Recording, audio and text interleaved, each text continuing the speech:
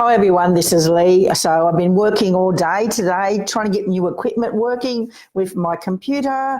I'm looking at upgrading my videos and trying to use different types of technology so that I'm always improving on my business and moving forward along the way as well. I'm a firm believer that being an entrepreneur is really important to keep on developing your skills and looking at new strategies and new ways that you can do your business along the way as well.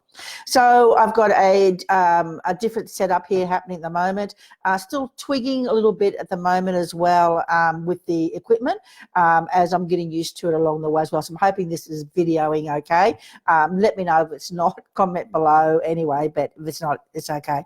So what I want to talk a little bit about today is, I suppose, the journey of an entrepreneur. It's looking at what we do and the reasons why we go into business as well.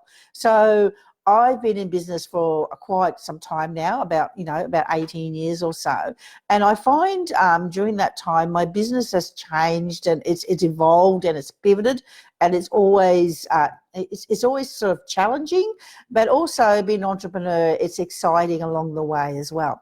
I think one of the most important things of being in business is we can pivot very quickly and very easily compared to a large organization which has to go through all the red tape and everything else when they want to actually pivot and move around as well. So I'm always excited at being an entrepreneur. Yes, it has its challenges, but it also has a lot of aspiration along the way as well, such as we can do whatever we choose to do, and we can, there's so many opportunities that come to us along the way as well.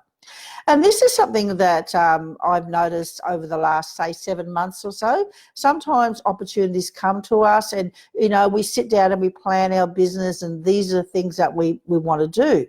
But we can't be too narrow focused because other opportunities come along as well. So it's about being open and exploring and looking at different opportunities to see, the ones that will actually fit your vision and what will motivate you within your business as well. So if you've been following me already, you would have noticed that I've been to Montville and I've done some planning because I'm finding from about 7 months ago, I'm going back more into working with business owners, but also working with their teams and developing their teams on their professional development along the way as well. I stepped away from working with teams and working with, I suppose, professional development, such as our soft skills, such as conflict, leadership, team alignment, all of those type of skills. I stepped away from those for probably about 4 years, and then I went into strategic marketing and working with, smaller business owners along the way as well.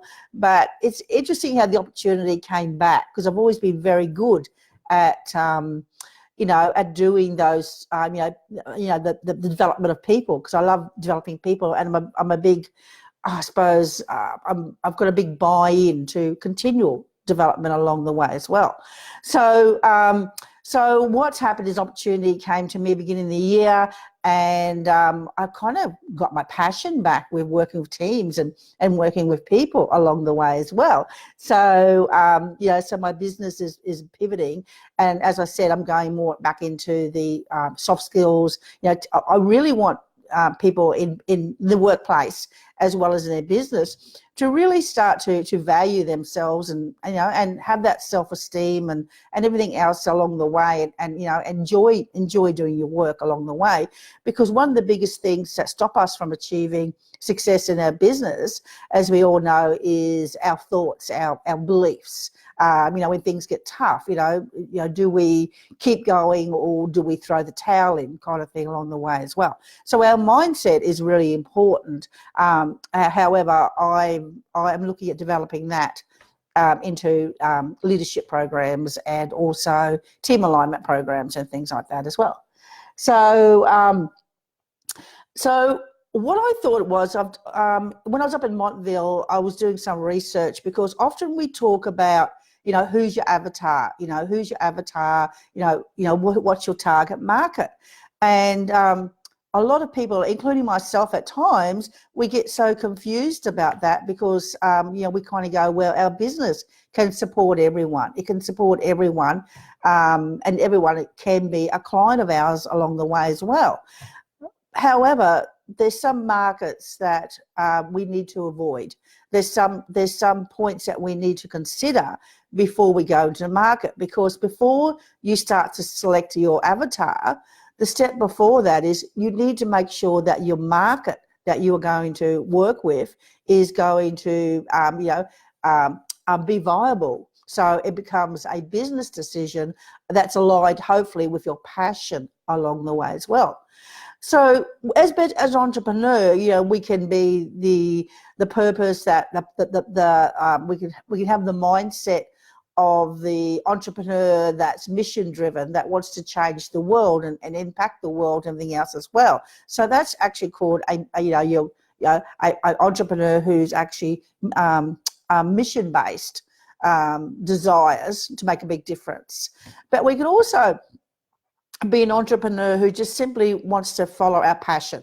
Yeah, we want to do things that we want to do that we're aligned with along the way as well. So that can be if someone's, you know, into photography or something like that. So they're actually called a passion-based entrepreneur. And of course, then there's an opportunity entrepreneur who looks at opportunities that come up, like, you know, different opportunities that rise up that make their business variable along the way as well. And then there's always the undecided entrepreneur as well, the person who doesn't really know what they want yet, which is quite normal when you first go into business, because it's like a teenager growing up. You don't really know what you want yet. And through experience and discarding things along the way, you get clearer as you start to take more action along the way as well. But what I wanted to share with the Facebook group viewers today is there's 5 things we need to consider when we're actually stepping into a market.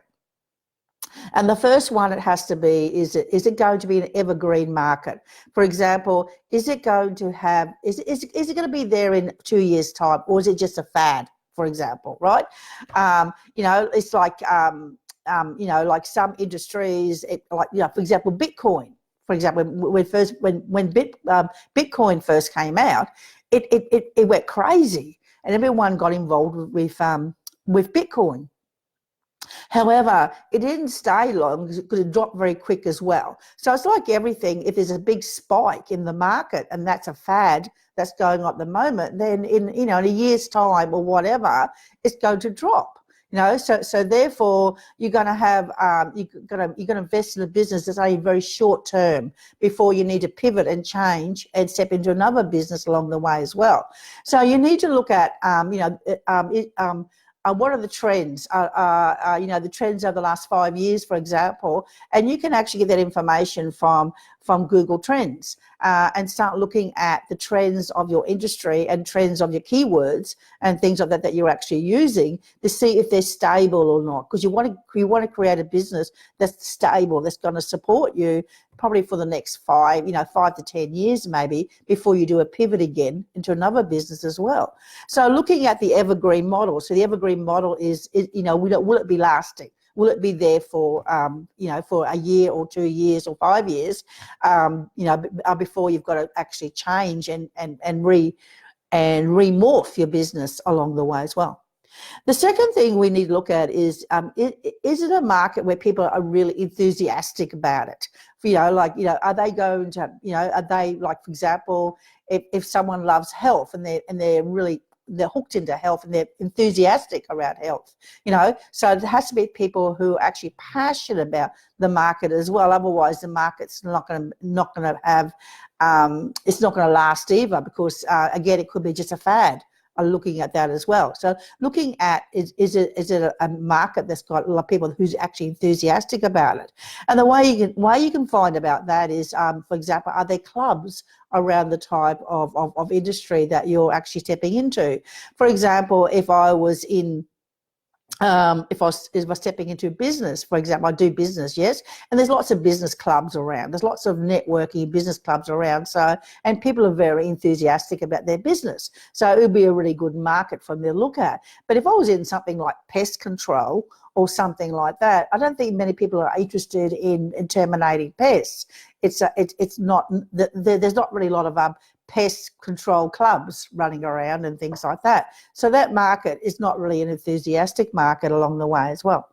The third thing we'll look at is it isn't a market that can actually, like we call it a $10,000 market. So that means you may have a product or service, but if they don't actually, I suppose, let's look at health, for example, right? If someone doesn't look after their health, it could end up costing them over $10,000, yes? Because what happens is they've got to have operations, they've got to invest a lot of money into their health on recovery, and they lose a lot of time away from work as well. So what happens there is if they don't handle their health at an early stage, it's going to cost them a lot more money because their health will actually deteriorate as well. So that's what we call what is a $10,000 market. It has to be something, or a pet, for example. If a pet isn't house trained, yes. So what happens is if a pet is inside the house and they're not actually house trained and they start peeing on the carpet or whatever, that's a $10,000 problem, because by the time the owners start to replace the carpets and everything else as well, because the dog has been doing that, it can be quite expensive, especially if you're renting or you go into, a hotel or something like that, and the animal, if it's pet friendly, go along with you as well. So that can be a $10,000 problem. The next thing is we got to look at, is there future problems along the way as well? And of course, again, if we refer to the health industry, because it's easy to refer to, there are always future problems, like yo-yo dieting, for example. People will start on a diet and then they'll stop getting results, and then they'll start on diets again. So it's a yo-yo. So there's always future problems. The same within business. The business, I help startup business owners start their business, but once their business is going, then there's the scale up. There's the training of of people to work with them. There's the the scaling up and all the systems and processes and automation. Everything else has to come into process as well. And these are all new skills that after their marketing and they're generating leads, and then obviously it's conversion, and then how will we go into support our customers and keep our I suppose our credibility and reputation there, and and we want to do it all.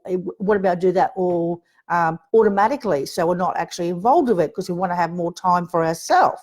So that becomes future problems. So a startup business owner has a problem of getting leads and sales and then going, but an established business has a problem then of their team members, of their staff, ensuring that they're actually aligned with them and having the trust that they can step away and the business still operate without them as effectively as if they're not there.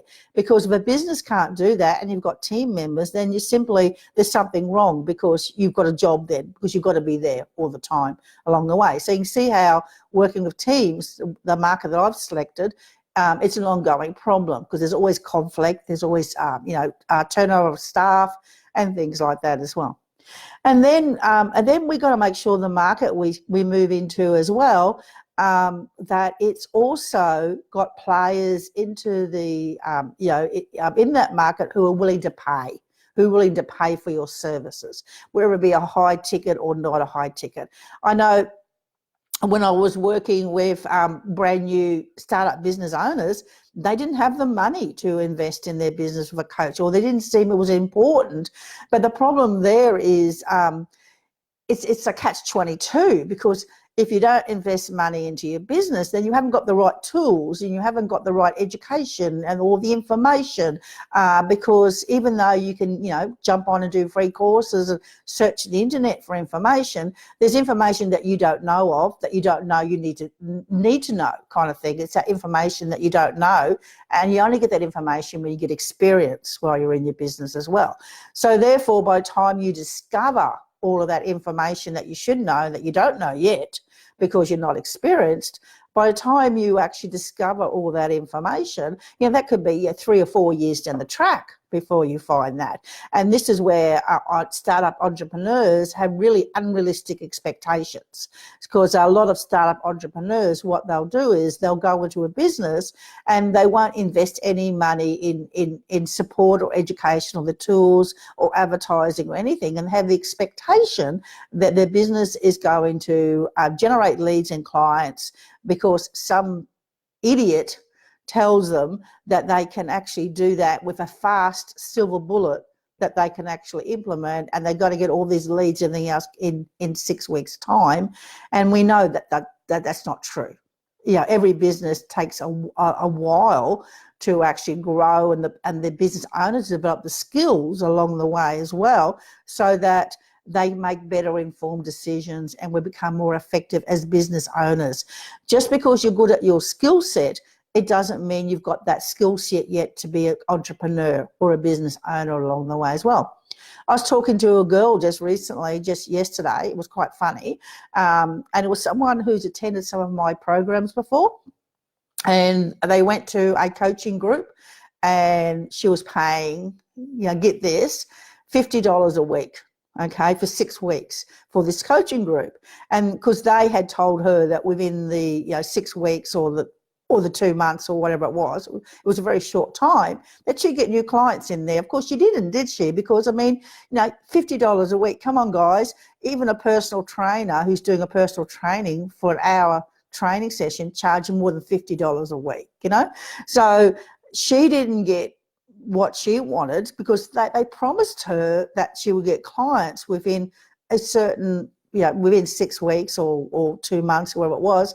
But, being an entrepreneur, we need to start to have common sense around here, guys. It's the same as doing a diet program. You'll do a fad diet, you'll go on friggin' watermelon juice for 2 weeks or whatever, you'll lose all your weight, and then as soon as you start eating properly again, then you put it back on again. It takes time to actually develop your business, and it takes strategic planning and understanding. And when you don't do things right, then that's okay, because at least you can discard that idea. It doesn't work. But if you don't do anything, then you're not going to get any of the results you wanted. Anyway, back to her story. So, so she had committed for a year's program with this coach, $50 a week. After the first 2 months, didn't get the clients that she wanted. So she decided to stop paying for the course, for the program, all the rest of it, as you would expect. But I kind of looked at her with my mindset too, and her investment was $600, which to me, in a business, is not a lot of money really when you compare to how much money it is to actually run a business. It's not cheap, But I don't know. It's just the integrity. I could never do that. I could never commit to a program and decide to pull out and just not pay for it, because I look at it in a couple of ways.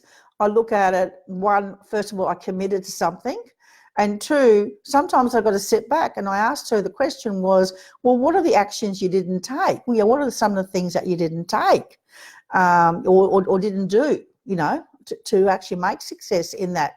Because if I'm going to guarantee you results in 6 weeks or 2 months, you have to do a friggin' lot of work to actually get that happening for you, Anyway, so I was in 2 minds. I don't know what your thoughts are out there, guys, but I think my integrity, if I commit something, I do it. I've done programs that haven't worked out for me, but every program that I do, I always learn something. I always learn something new that, perhaps I need to be more discerning before I actually go onto a program and ask better questions, for example, so that I can make better decisions. Or simply, maybe it was just a program that I went on that shows me what not to do with my clients and things like that. So, it's all relative, but I think you've got to let things go, because we've all been on programs and programs haven't worked and things like that. But for me, it's like everything in entrepreneur, it's continuous education. It's continuing to educate yourself along the way as well. So I'm always on a program. I'm always on a program. I'm always learning. I'm always looking at new ideas and keeping up to date with the latest strategies along the way as well. I don't know what your thoughts are, guys, but I'd love to comment down below what your thoughts are. I'm doing a bit of a rant here, I suppose, along the way as well. But you know, it's what time is it now? It's like 10:30 in the evening here for me. But I just want to do a live because tomorrow I'm doing a 3-day workshop for new managers within organisations and things like that. So I thought I'd better jump on today and do a bit of a live and test this equipment out as well. So I hope you got some value out of the video that I've spoken to you about. Try and remember those 5 points around, start to think about your market that you're in. And, you know, and if you're doing a strategy for a while, like over a year or whatever, it's not working, well, it's probably time for you to try a different strategy. I myself, I'm moving away from Facebook a bit from my marketing and I'm just doing now to actually keep on touch and keep my profile going. But I'm finding my market now is situated more on LinkedIn at the moment. So I'm moving away and learning a lot more about LinkedIn at the moment, so that I can start using that platform a lot better as well. And it's not like I'm going to just disappear from Facebook. I'm still going to be here, but I'm not going to be here as much as I used to be on Facebook, because I'm looking at obviously trying something different, because my market now is more into the medium-sized businesses that have teams and things like that as well. Anyway, I better sign off, I think. So love to hear your thoughts, love to hear your comments. Thank you so much for joining me and listening to my video, and I look forward to chatting to you again very soon. Take care. Bye.